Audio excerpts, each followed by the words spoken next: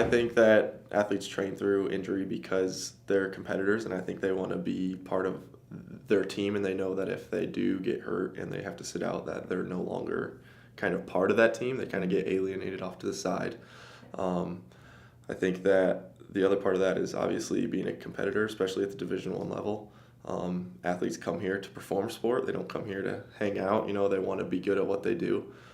So I think that's part of the reason why when someone gets hurt, they do whatever they can to be able to perform their activity or sport.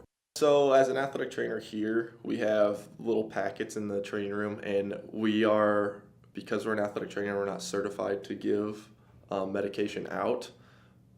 Prescription medication anyway, like we recommend that they just take the amount listed on the label.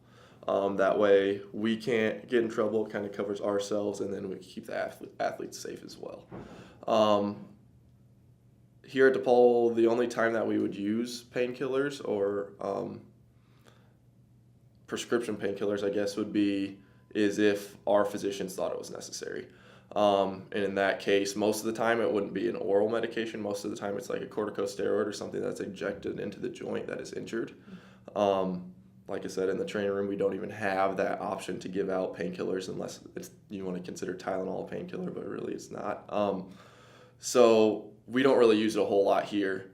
We kind of lean towards the ibuprofen and the NSAIDs and the non-steroidal or anti-inflammatory drugs just to help reduce inflammation, basically, which then in turn can reduce pain.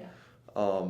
But yeah, we don't use a ton of painkillers here at DePaul. I think that during the regular season, here we don't see that as much, but as soon as when we start getting closer to postseason play, or playoffs or whatever you want to call it, conference, everybody is like, I need to be healthy. Like I need to at least do it, and if it doesn't set me back, I'm going to do it anyway. But if it does set me back, I have time off after the season to recover, and I'll be fine. So I think that that's part of kind of what goes on here. I wouldn't say from a personal standpoint. I mean, I've only done this a year, so I don't have massive experience. But yeah, I think I see it a lot more when we get closer to the postseason play and even the bigger games or the bigger track meets, or when somebody's trying to get a mark or something like that, they do whatever they can to get on the course, on the field, anything basically to play. I do think that athletes do that, and I think that most of the time, like you said, they don't understand like what's actually happening. And so the recommended, obviously, dosage for like ibuprofen, for example, is 800 milligrams a day or whatever. So when you exceed that, you're basically just tearing up any gastrointestinal stomach issues, anything like that. Obviously, you have to look for ulcers and all that fun stuff.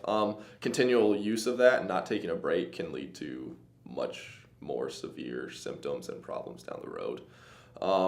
I think that as an athlete, nobody really recognizes, because you're young, that down the road, whatever sport it is that you played, that you're going to feel some sort of pain, whether that be arthritis or just soreness when you get out of bed in the morning, or anything like that. So I think part of the reason that they do it is that because they think, oh, this is going to help me now and even later.